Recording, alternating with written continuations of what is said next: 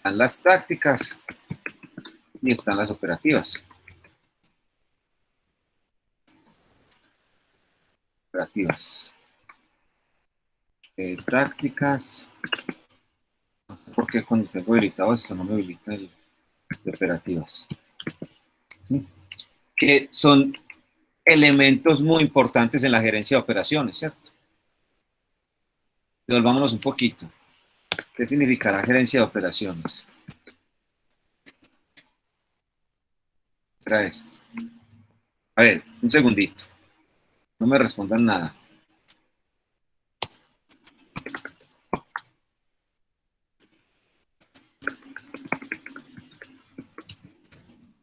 Ustedes van a responder con 3 palabras en este vínculo que yo les voy a enviar. Ustedes me van a decir solamente con 3 palabras, ahí se los envío por el chat. Son 3 palabras, no son 3 oraciones. Me van a decir, es decir, las 3 palabras no es que tengan que ligar, son 3 palabras aisladas. Que ustedes les hable de gerencia de operaciones o que usted les diga que eso es gerencia de operaciones. Abran ese vínculo y respondan ahí.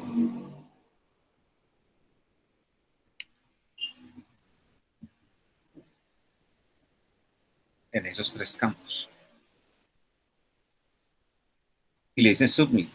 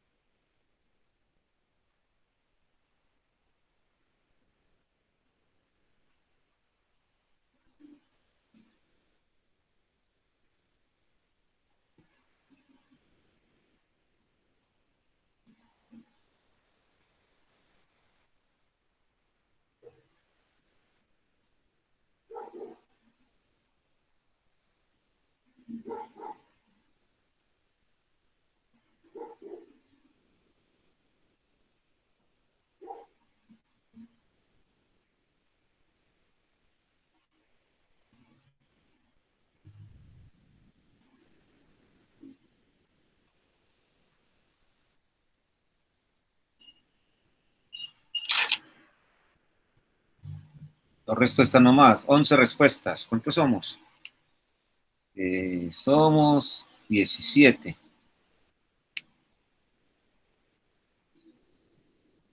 Ahí me está repetido, entonces somos 16. Faltan 5.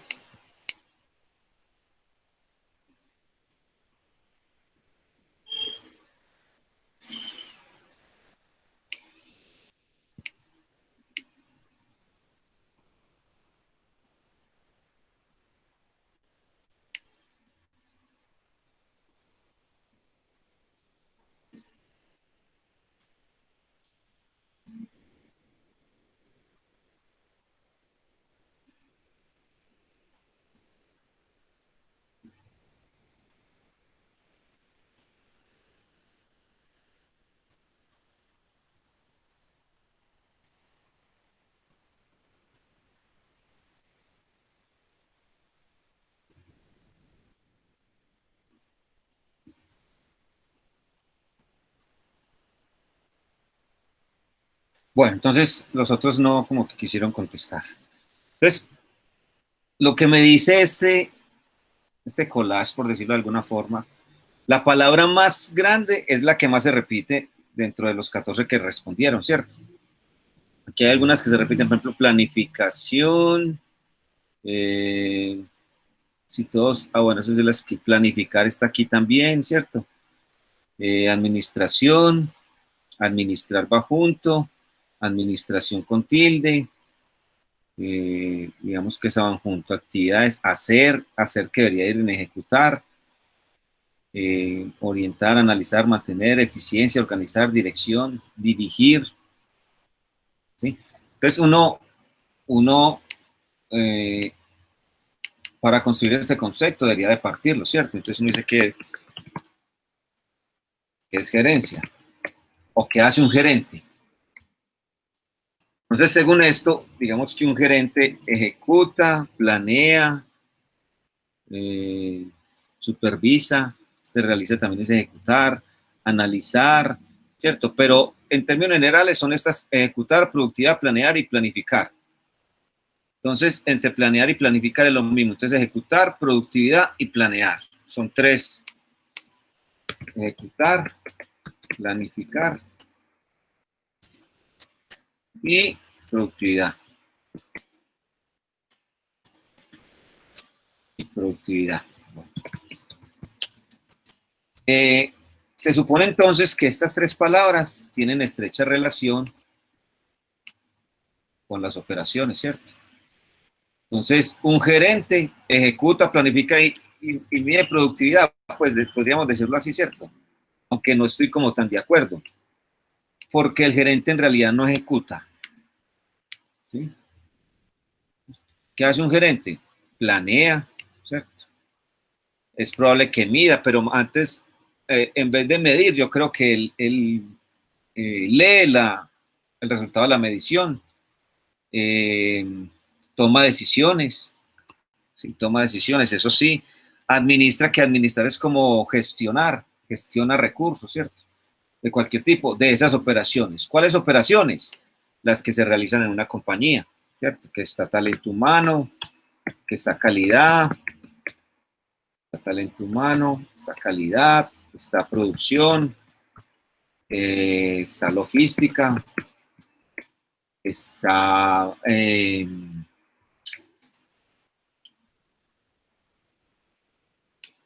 digamos que por ahora... Profe, financiera o contabilidad. Financiera también, sí, señora. Financiera. Pues, esas serían las operaciones dentro de la compañía, ¿cierto? Entonces, para poder planificar, medir esa productividad, gestionar estos procesos, entonces él tiene que tomar decisiones. Unas decisiones estratégicas, que las decisiones estratégicas son a largo plazo. Largo plazo. Es decir, más de un año. ¿Sí? Las tácticas, que son a mediano plazo, entre 6 y un año, 6 meses y un año, 6 y 12 meses. Y las operativas, que son entre 1 y corto plazo.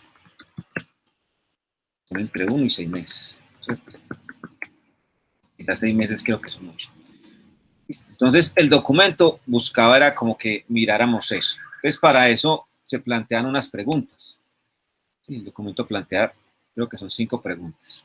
Entonces, ya tenemos acá. Entonces, ellos llegaban, saqueaban, salían corriendo. Entonces, miremos las preguntas. La primera pregunta es: ¿qué actividades plantearía para que permitiera el éxito de la incursión vikinga si usted estuviera comandando la invasión que se muestra en el año 907? En donde una escuadra de 2.000 embarcaciones, 2.000 y 80.000 hombres de los vikingos atacó Constantinopla. A lo que me estoy refiriendo acá es que ya yo les di una limitante. Ustedes imaginan dos, pues lo ideal es que la operación sea exitosa. Entonces, ¿qué harían ustedes para que la llegada a esas 2.000 embarcaciones, la saqueada y la llevada de nuevo y el regreso de nuevo a la península escandinava fuera exitosa? ¿Quién quiere mencionar alguna estrategia? Profe, yo la menciono. A ver, cuenta. Bueno, primero que todo hay que tener en cuenta que Constantinopla era una ciudad que era muy fuerte e invadida. Si Constantinopla estaba llena de muros por todas partes que la rodeaba, pues era, pues de cierta forma, una forma muy difícil de poder conquistarla, poder pues, saquearla y quitarle pues, las cosas, era muy difícil. Entonces ellos, el acuerdo que tuvieron y lo que les dieron del acuerdo comercial fue pues, en realidad una ganancia, ¿cierto? Eso por una parte. Por otra parte, ¿yo qué hubiera hecho, cierto? Uno lo que podría hacer sería como derrumbarles el comercio. Pues ellos con tantas embarcaciones, tenían 2000 embarcaciones, lo que podían hacer era cerrar esos mares, el mar Mediterráneo y el mar Negro, ¿cierto? Ahí la podrían cerrar con las embarcaciones y ya les quitarían como el espacio de comercio marítimo, ¿cierto? Y les quedaría solamente poder desplazarse por tierra. Con la cantidad de hombres que yo tengo, también los podría distribuir en diferentes lugares estratégicos con el fin de infundir más miedo del que pues podían generar ellos. Entonces así ellos les podían robar y podrían desequilibrarlos de cierta forma y haber llegado a un acuerdo de pronto más, pues que les hubieran dado más cosas. Eso de pronto sería una buena estrategia. Aunque es una jugada sucia, ¿no? Sí, pero pues si ellos eran sucios, si robaban, sí. Si ellos no les importaba dañar gente, pues entonces eso todavía ocurre. Era una estrategia que pues decía, en este momento ocurre ese tipo de cosas. No sé, no, pues bueno, hace sí, aproximadamente, pero no creo que tan gravemente. Pues yo creo que sí sucede, pero no creo que tan grave. Ajá. ¿Alguien iba a decir? Profe, yo diría que sí ocurre, pero no de una forma directa, o sea, sino de pronto virtualmente, no así pues atacando directamente a la persona, pero sí yo diría que todavía ocurre, claro, pero de una forma diferente. Digamos, ¿quién es el que trae en el plan? Aquí está el que trabaja en el plan, ¿no? Sí, profe, por acá estoy. Listo, digamos que el plan que trabaja para uno de los aeropuertos, tiene que ver con operaciones de aeropuertos, de un momento a otro hicieran una alianza con Cubana de Aviación y dijeran, bueno, vamos a aterrizar. Espérenme que llegó Serenata por aquí.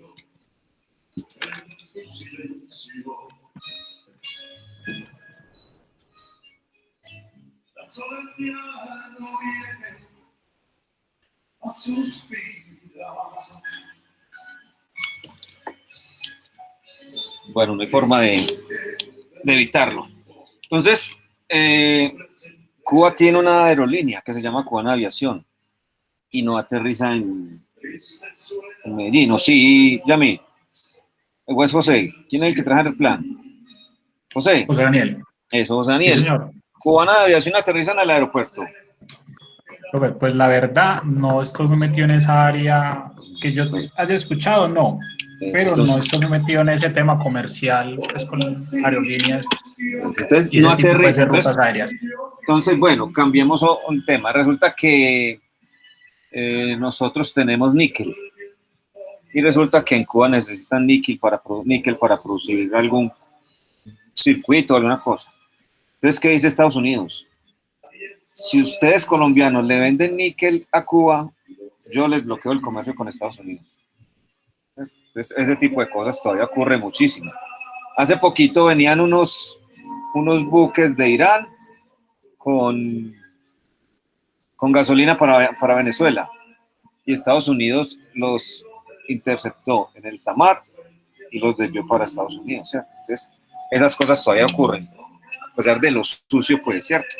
Y eso perjudica a la población en vez de perjudicar a Maduro o al gobierno de Cuba. Pero todavía ocurre, ¿cierto? Pero es una estrategia, sí. Entonces, lo que dice Andrea es cierto. Entonces, digamos, si bloqueamos esto aquí, y también como aquí estamos nosotros, entonces lo bloqueamos, ¿cierto?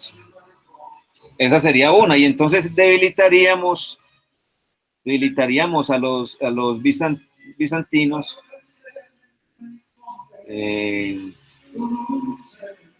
y nos permitiría entonces atacar. Muy bien, esa es una estrategia. Otra.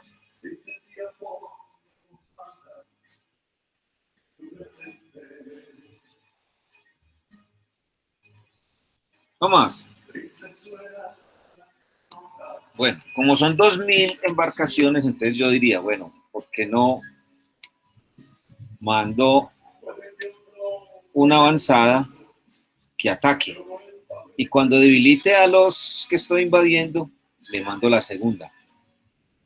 Esa segunda entonces termina o le abre camino a la tercera, que en la tercera oleada son los que entran, sacan y cargan los dracos, ¿cierto? Esa podría ser una.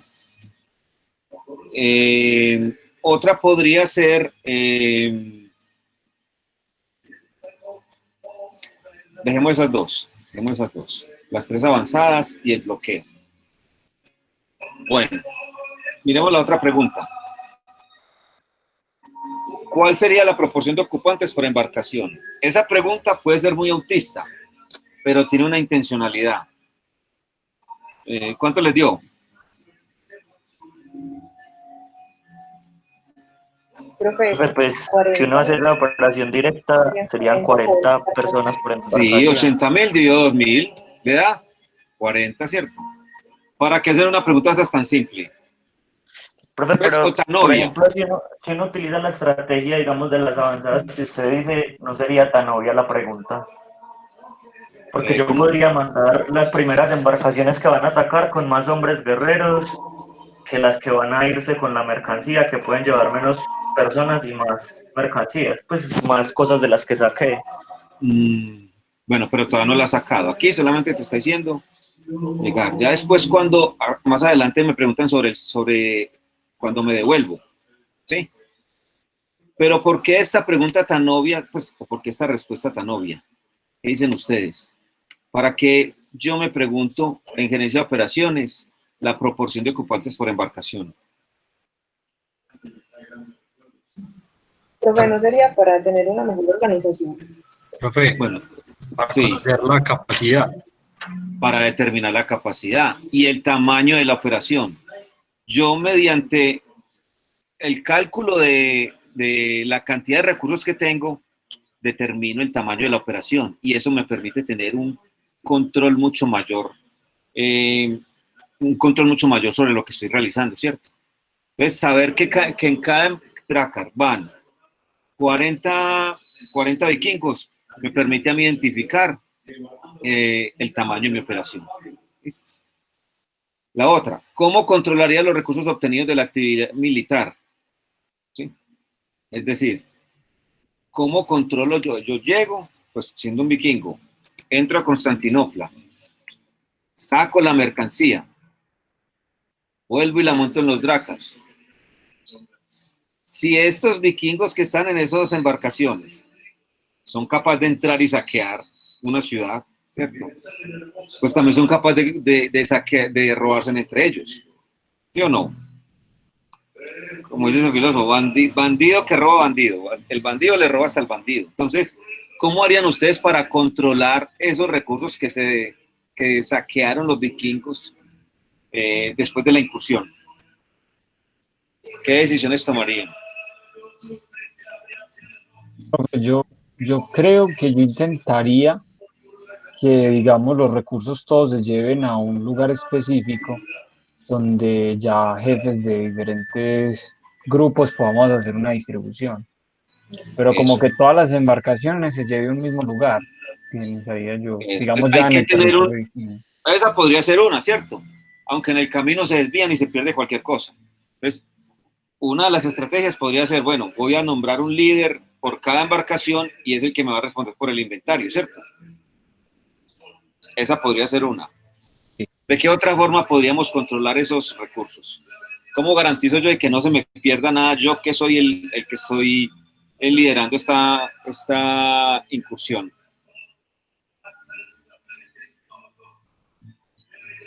Dirijo todos los Drakkars a un punto, allá hago inventario de la mercancía que me robé. La propuesta mía fue nombrar un líder por cada embarcación. ¿Quién más? Pero yo me inclinaría más que todo por la parte, o sea, en un solo punto no puedo porque es un riesgo mayor. Me definiría más fácil en varias embarcaciones, nombrar como usted dice un líder, y así, si tengo alguna pérdida, no va a ser tan mayor o significativa que teniéndola en una sola embarcación. Yo la dividiría. Ah, no, claro, es que no lo puedo llevar todo en una embarcación, ¿cierto? Sí, Exacto. Hay que distribuirla en todas las embarcaciones, o en la mayoría de las embarcaciones. Entonces, esa podría ser una estrategia también. Profe, Cuéntame. de pronto creando algún tipo de almacenaje para lo que se roba. Y de esa forma poder contar, supongamos, barriles o cofres. Entonces llevamos 20 cofres, los 20 cofres tienen que volver. Ah, que se perdió un cofre, pero ¿cómo así si traemos un cofre vacío y lo vamos a devolver lleno? Bueno, entonces estableciendo unidades de empaque. Ajá. Bueno, muy bien. Otro sería entonces lo que está diciendo el compañero, y es que unas embarcaciones llevan el producto y otras van escoltándolo de alguna forma. Y así garantizamos que no se pierda. Profe, Una pero eso pregunta. sería más difícil porque entonces ellos saquean a lo loco, que van a saber en realidad que montaron a la Exacto, ¿cierto? embarcación. Pues, lo de la unidad de empaque, ahí se nos sale un poquito del caso. Esa decisión. Tienen que robar antes de que hagan el inventario. Exacto. Esa decisión de controlar los recursos, ¿de qué tipo será? ¿Estratégica, táctica, operativa? ¿Ustedes qué dicen? Profe, para evitar robos y todo eso, yo tengo que montar una decisión estratégica más que táctica. Bueno, ¿por Porque, qué? o sea, si yo no tengo pues digamos que la parte táctica siento que es como más aplicativa, y la parte estratégica es como más desde pensar desde atrás y trazar como un rumbo a lo que voy a hacer desde el principio. Profe, yo diría que puede ser operativa. Lo que pasa es que si uno lo ve en términos de empresa, pues digamos que si uno conoce lo que entra, conoce lo que sale. Sino que es que aquí como el problema que tenemos es que no sabemos cuántos tesoros nos vamos a robar. Y esa es la parte difícil de controlar, porque si no sabemos qué nos vamos a robar, ¿cómo vamos a saber qué inventario hacer? Esa decisión la tengo que tomar en caliente. ¿Sí? La tengo que tomar ahí cuando estoy recogiendo la mercancía. Esa decisión es más operativa que estratégica. Si lo pensás en términos empresariales, como dice el compañero, es verdad, ¿cierto? Ya entonces yo establezco una política de inventarios, yo sé entonces cada cuánto cuento, cada cuánto compro, qué compro, a quién le compro, en dónde le compro, defino el espacio del almacenamiento, ¿cierto? Esa sí es una decisión estratégica. Pero esta que es en caliente es una decisión operativa. Solamente se va, y que se va a utilizar para esta actividad que es este saqueo. Bueno, la otra es, considera que la capacidad de reacción de los barcos frente a una situación hostil se verá afectada por la tripulación y recursos obtenidos de la actividad militar. Lo que me están diciendo ahí es que llegamos, saqueamos, ahí hay una lucha indudablemente, mueren unos, mueren otros. Otros cargan los Drakkar con lo que saquearon. Recuerden, joyas, alimentos y mujeres. ¿Creen ustedes que se va a ver afectada a la hora de retirarse de Constantinopla? Profe, sí. Profe, Cuenten a ver. Y porque va a haber más, pues van a estar más pesadas las embarcaciones. Ese es uno de Entonces, los más elementos. difícil salir. Entonces los Drakkar van a ser más lentos. Les va a llevar mercancía y va a llevar personal, entonces se van a hacer un poquito más lentos. ¿Qué más?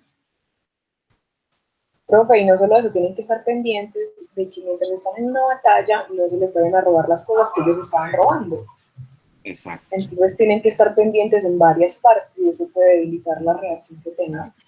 Exacto. Exacto. Entonces, indudablemente se van a ver afectados, ¿sí? Porque los Drakkar o van más pesados o van menguados porque no tienen la tripulación completa, ¿cierto?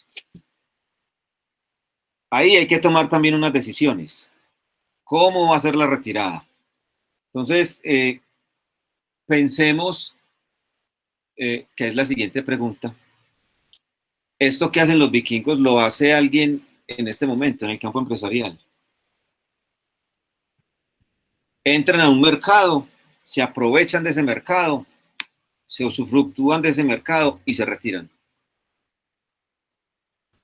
Profe, claro que sí, cuando están con respecto al petróleo, con respecto a la extracción de minerales, Porque, a ver, eso los... explícanos un poquito más, Andrea.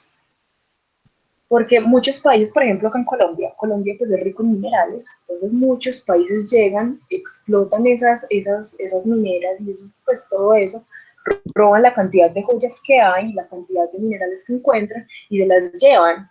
Pues digo robar, no porque como tal se las roben como tal, sino porque en realidad no pagan lo que deberían de pagar por lo que están llevándose. Uh-huh. Sí, es algo parecido, ¿cierto? Entonces, eso fue en los años, eso fue después de la Segunda Guerra Mundial, que hubo una reunión, el acuerdo de Hildebrand, creo que así se pronuncia. Eso tiene algo de mito y algo de realidad. ¿Qué pasó en ese acuerdo? Los países distribuyeron las actividades económicas, entonces a usted le va a tocar producir esto, a usted le va a tocar producir aquello, usted esto, y a nosotros nos tocó los commodities. ¿Sabe cuáles son los commodities? Y, profe, el petróleo puede ser un commodity. Las materias primas necesarias para producir los bienes finales, ¿cierto? Entonces, commodities son el petróleo, los minerales, el carbón, el café. ¿Por qué el café? Porque el café no es lo mismo una taza, pues, o un bulto de café, o una libra de café en Fredonia, en grano, que una libra de café en un Juan Valdez en Nueva York. ¿Cierto? O no es lo mismo una onza de oro en una mina en el Chocó, que una cadena que pese una onza en Milán. ¿Cierto? Entonces, ahí hay además de la extracción, está el procesamiento y lo que es el producto final. Entonces, las compañías extranjeras que vienen y utilizan y extraen los minerales, en este caso los commodities, para extraer commodities o para comercializar commodities, no se requiere mucha mano de obra, ¿cierto? Entonces, no se genera mucha riqueza.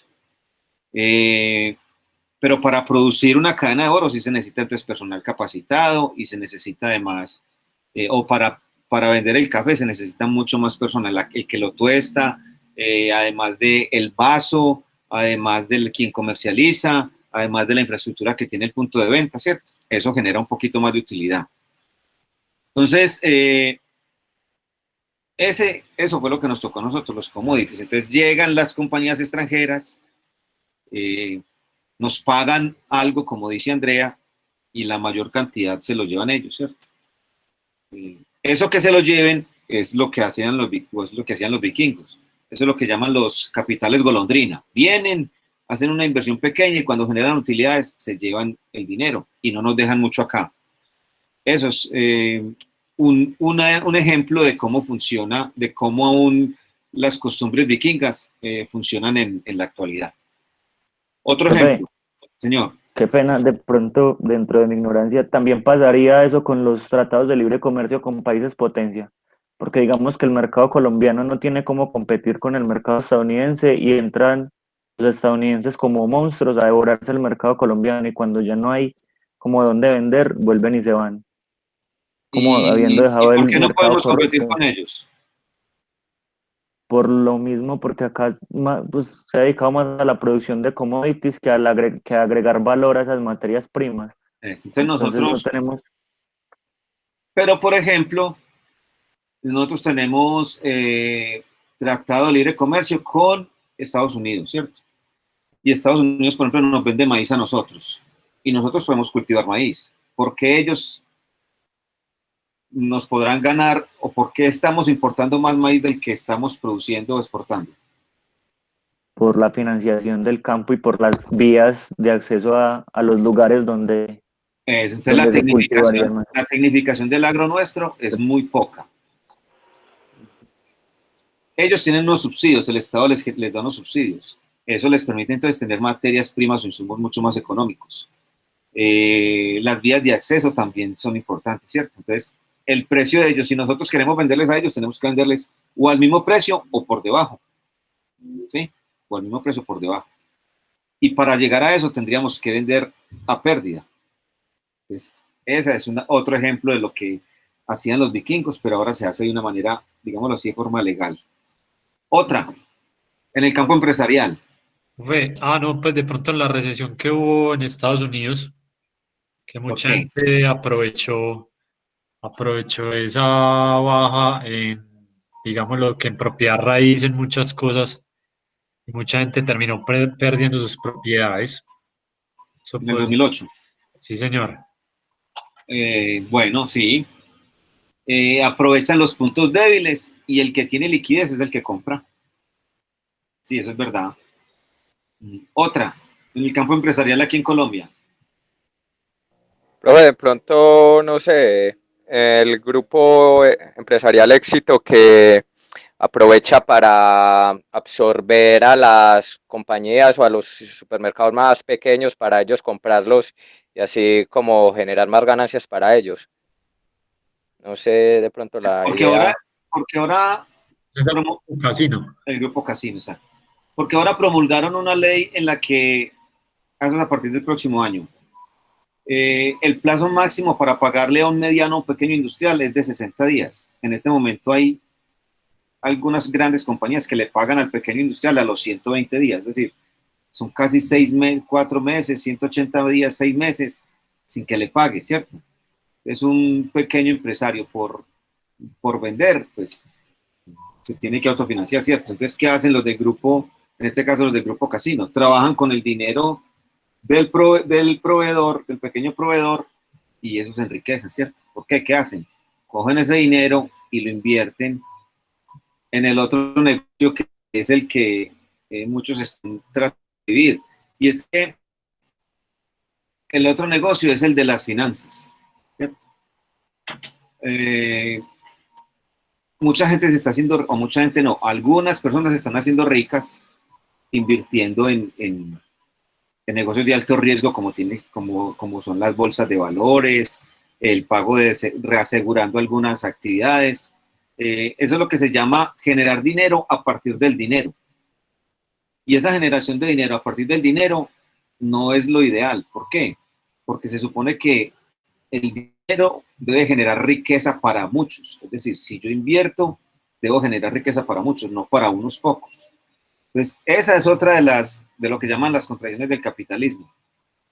Una gente se está enriqueciendo a punta de nada, ¿cierto? Por ejemplo, pregúntenle a Mark Zuckerberg, que usted le pregunta, bueno, si usted le va a comprar Facebook, ¿usted qué le compra? Le dice, vale $1.000 millones. ¿Qué es lo que le va a vender a usted? ¿Qué le entrega? El nombre. Pues físicamente nada, papeles, porque pues eso es algo no le entrega virtual. nada, ¿cierto? No le entrega nada. Le entrega una base de datos. ¿Dónde se está ejecutando todo eso? No. Pero es que, ¿qué son las instalaciones? Son unos servidores. No valen nada. Eso no vale plata. Eso no, ¿cierto? Le entrega una base de datos de todos los que estamos ahí. ¿Sí? Pero ¿cómo valoran eso? Entonces, él se vuelve rico en base a nada. ¿Cuántas personas se benefician de esos $5.000 millones que pueda costar esa compañía? Él se hizo rico y unos pocos a partir de casi que nada. Entonces, en realidad cuando un país genera riquezas, cuando produce algún producto, ahí sí genera riqueza porque requiere, además de la mano de obra, requiere la intervención de otros proveedores que le van a suministrar las materias primas para otro producto. Eso es un elemento también a tener en cuenta al momento de compararlo con los vikingos. Otro ejemplo es, profe, yo no sé, señor. Qué pena, de pronto agregándole un poquito a lo del grupo Casino, que aparte de que pagan a muchos días, también les ofrecen factoring, pues bajo otras modalidades de negocio que tienen ellos, a los pequeños empresarios. Entonces, aparte de que se demoran mucho en pagarles cuando los pequeños empresarios necesitan tener liquidez, les compran la factura por menos del valor, pues por un 80, 70% del valor de lo que está en la factura y dicen que ellos después cobran. Eso también no sería como algo así como los vikingos, porque aparte de que les estoy comprando, me estoy demorando en pagarles, después les compro la factura por menos del valor que está como ahí escrito. No sé si Sí, lo que pasa es que ellos incursionan en todos los negocios. Ellos quieren ser banco, ellos quieren ser mecánicos porque hasta taller de mecánica tienen, entonces usted necesita un carro que le arregle algo, le mandan un mecánico allá. Tienen agencia de viajes, aseguradora, que lo hacen a través de terceros, pero sacan una tajadita de eso, ¿cierto? Sí, en ese caso tenés razón, Juan, es verdad. Profe, ¿también sabe también otro ejemplo cuál es? Sí. El del café. Porque resulta de que nosotros compramos el café a los caficultores a pesos colombianos, un ejemplo. Le compramos cafés a futuros que pueden durar entre 3 y 4 meses, la carga de 800.000 pesos. El caficultor se asegura y se siente contento con eso, pero nosotros como exportadora, al venderlo al exterior, lo vendemos en dólares. Y lo más mínimo que se vende es a $1.50. Entonces le estamos ganando alrededor, entre muchos negocios, el 75% del valor de la compra que se hizo en Colombia. Y eso es como funciona prácticamente hoy en día. Yo en los 16 años que duré con el café, aprendí eso, que el caficultor, si se diera cuenta que podía vender en dólares, podía hacer las ventas a futuro en dólares y no en pesos colombianos. Entonces, a medida que el dólar sube, usted le está ganando mucho más al café, porque ya tiene asegurada una compra. Sí, para eso. Así pasa con los futuros también. Eso es verdad. Como el café es a futuro, es decir, es lo que le voy a entregar dentro de, creo que son 3 meses, ¿cierto? Pero sí, él debería saber que el negocio debería ser en dólares, pensando en que el dólar siempre va a subir, ¿cierto? Pensando en que el dólar siempre va a subir. Sí, así es. Bueno, entonces, aquí lo que vimos es que hay que tomar algunas decisiones, ¿cierto? Unas operativas que tienen que ver como, por ejemplo, cómo vigilar qué es lo que se va a llevar. Una táctica que es cómo garantizo yo que llego hasta Escandinava de la mejor forma, ¿cierto? Y otra estratégica que la debía haber tomado antes de salir de la península escandinava, y era haber decidido a quién iba a invadir, ¿sí? Yo debía haber recogido información y a partir de esa información haber tomado una decisión. Lo otro que hay que decir de las decisiones es que las decisiones estratégicas implican costos altos, ¿cierto? Porque, por ejemplo, una decisión estratégica es ampliar la planta, ¿cierto? Si yo voy a ampliar la planta de producción, mi planta de producción, eso no lo voy a hacer para una promoción que voy a trabajar en los próximos 3 meses, sino que yo sé que ya pronostiqué que iba a vender más, de acuerdo a unos históricos y de acuerdo a unas metas de ventas. Y eso me dijo a mí, con la capacidad que tienes, no puedes suplir el mercado. Entonces, ¿qué te toca hacer? Amplía la planta de producción, compra más máquinas, contrata más operarios, y eso te implica un costo. Eso es una decisión de tipo estratégico, ¿sí? La que tenga que ver con reformas o estructurales, ¿sí? Lo otro es que la decisión táctica no es que sea tan costosa, ni tiene que ver con inversión en infraestructura, pero sí con la intervención en algún proceso, ¿sí? Con la modificación de algún proceso. ¿A qué me refiero? Yo ya tengo entonces la inversión en mi planta, la amplié, compré maquinaria, pero resulta que al momento de empacar, lo que estoy comercializando son galletas, y entonces cada paquetito de galletas trae un tazo, una figurita plástica para los niños. Y entonces yo tengo que decir aquí, bueno, o compro una máquina que me la pegue toda, que me la pegue atrás de una cinta o de una banda transportadora, o le digo a un muchacho o a unas amas de casa, unas madres cabeza de hogar, que peguen el tazo con la mano, ¿cierto? Corten la cinta y peguen el tazo. ¿Sí? Podría parecer operativa porque está dentro de la operación, pero es táctica porque eso implica si tomo una decisión de invertir en dinero o si lo hago de manera manual.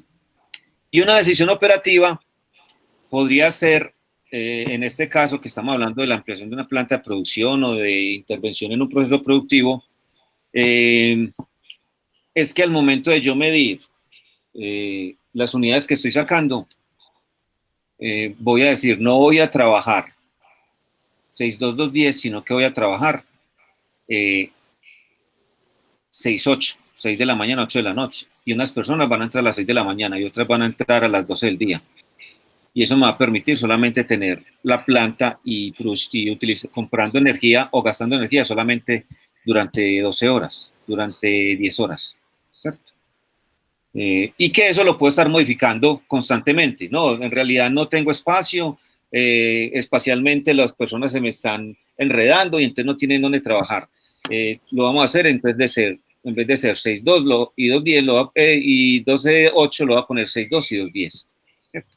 Estas decisiones operativas yo puedo estarlas modificando constantemente sin entrar a crear mucho traumatismo. ¿Listo? Entonces, esto es básicamente lo que íbamos a ver hoy. Plantear esto, la definición de gerencia de operaciones, ¿cierto? Que un gerente entonces lo que hace es planificar, gestionar, administrar, no tanto vigilar, sino leer lo que están generando los indicadores y a partir de ahí tomar decisiones, ya sean tácticas, estratégicas, operativas, en los procesos operativos de la compañía. Que aquí mencionamos algunos, talento humano, calidad, producción, logística y el área financiera. Yo creo que aquí me faltan 2, no recuerdo en este momento. Pero esos serían 5 de los procesos en los que se debería intervenir. Entonces, acá vamos a tratar de mirar a través de ejercicios, cómo tomamos decisiones en cada una de estas áreas. ¿Sí? En cada una de estas áreas. Bueno, y para ello entonces, bueno, antes de eso les voy a socializar la guía didáctica, que inclusive no hemos concertado la evaluación. ¿Sí? No hemos concertado la evaluación. Y eso tenemos que hacerlo. Ustedes saben que este semestre es un 100%, ¿cierto? No hay primeros parciales y finales, sino que hay, dice esta guía.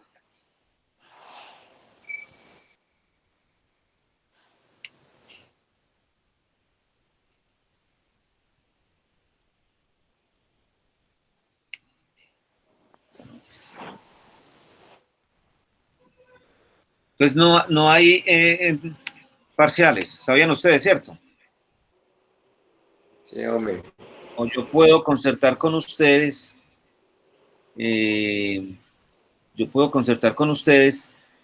cómo vamos a evaluar. Entonces yo les tengo una propuesta, aunque ya se las dije en la clase pasada un poquito. Hola, aquí, este señor ya me la devolvió aquí.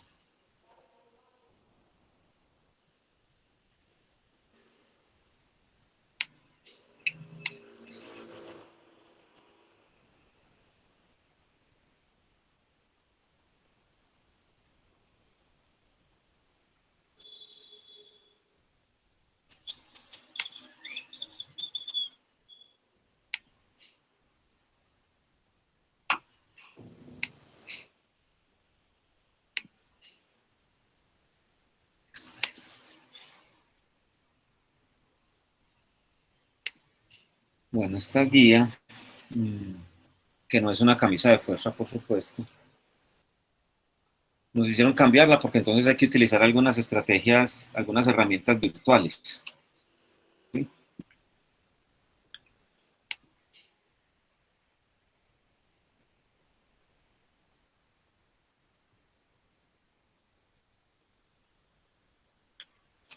Algunas herramientas virtuales.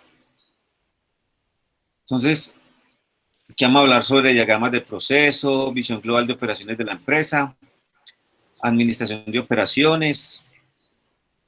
Esta es la unidad de introducción. Luego viene entonces decisión de toma de decisiones, estrategia de capacidad, ubicación de centros de distribución o de planta, métodos de localización de lo que le estoy hablando, ¿cierto? Gestión del conocimiento, administración de la producción y valoración de estrategias. Yo aquí planteé algunas actividades, aunque esto es en modo general. Utilización de la herramienta Padlet, Mentimeter, que es el que acabamos de ver, la utilización de la plataforma polivirtual, ahí vamos a trabajar foros. Está el Kahoot, que yo creo que ya lo han utilizado ustedes también. Por aquí tengo una sesión teórica de conceptualización, un quiz en Google Docs, una construcción de unos mapas mentales en esta aplicación Goncor, la utilización de Excel para el centro de gravedad, aunque eso lo vamos a utilizar para muchas otras actividades. Por aquí tengo planteada una exposición y aquí un diseño de un producto intangible. Entonces, yo esto se los voy a compartir, se los voy a subir ahí a la plataforma y ustedes lo van a mirar. Yo creo que el porcentaje que le demos a cada actividad lo deberíamos de tomar de acuerdo a la complejidad. Es decir, cuando asumamos la actividad, miramos qué tan compleja es, ¿cierto? Y si en realidad lo es, porque hay algunas actividades que son muy simples y otras son en realidad un poquito más complejas, entonces esas que son un poquito más complejas, le damos un porcentaje un poquito mayor, ya sea del 10 o del 15. Y las otras simplemente sumamos y dividimos por el número.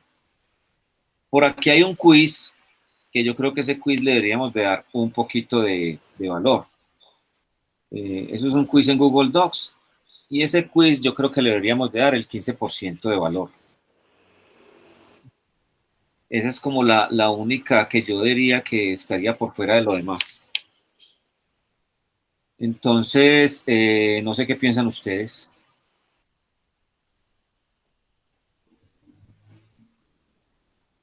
A mí me parece bien, profe. Profe, sí, estoy de acuerdo. De acuerdo, profe. Listo, Yo también estoy de acuerdo. está bien. Bueno. Vamos a mirar, les voy a mostrar por encima, porque tiene que ver con la primera decisión estratégica que vamos a tomar. Y esa primera decisión estratégica tiene que ver con la ubicación de una planta de producción. ¿Sí? Con la ubicación de una planta de producción. Esa ubicación de una planta de producción tiene en cuenta estos datos. Primero es que hay que partir de una empresa que ya existe. ¿Sí? Y si esa empresa ya existe, entonces tiene una sede, tiene un origen. Y tenemos que tener en cuenta dónde están ubicados nuestros clientes y nuestros proveedores. Porque lo ideal sería que ellos estuvieran cerca de mis clientes y mis proveedores, ¿sí o no? ¿Para qué? Para ahorrarme costos en términos de transporte. Tenemos que tener en cuenta el producto, cuánta mercancía es que desplazamos, ya sea de los proveedores hacia mí o de mí hacia los proveedores, hacia los clientes, o de mí hacia los clientes. El costo del transporte, en este caso pesos, tonelada, kilómetro, unas coordenadas, que ya lo veremos entonces en ese momento, y ya pues esto es un modelo matemático que es muy fácil, pues multiplicar esto por esto, que es este, y luego multiplicar esto, sumar, y ya nos da eso. Entonces, para la próxima clase, que es el martes, ustedes van a traer un producto, el que ustedes quieran, el que ustedes consideren, y van a traer este dato. ¿Cuánto es la demanda? ¿Cuánto es la demanda del producto?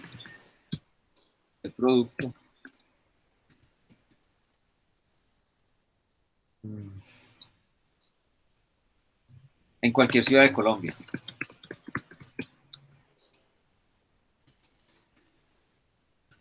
¿Sí? ¿Cuánto es la demanda del producto en cualquier ciudad de Colombia? Pues, eligen un producto y me dicen cuánto es la demanda de ese producto en cualquier ciudad de Colombia. Solamente eso. O mejor, no en cualquier ciudad de Colombia, en Colombia. ¿Listo? En Colombia. ¿Cuánto es la demanda del producto en Colombia? Pues más. Listo. Este archivo yo se los voy a subir a la plataforma para que ustedes lo tengan y lo traigan ese día. ¿Sí? Listo, profe. Listo. Es correcto. Bueno, entonces, por hoy vamos a dejar ahí. Por hoy vamos a dejar ahí y entonces el martes nos vemos a las 6. El martes yo le escribo el enlace. Profe, muchas gracias. Gracias, profe. Gracias. Profe, muchísimas gracias. Chao, profe, gracias. Buen fin de semana.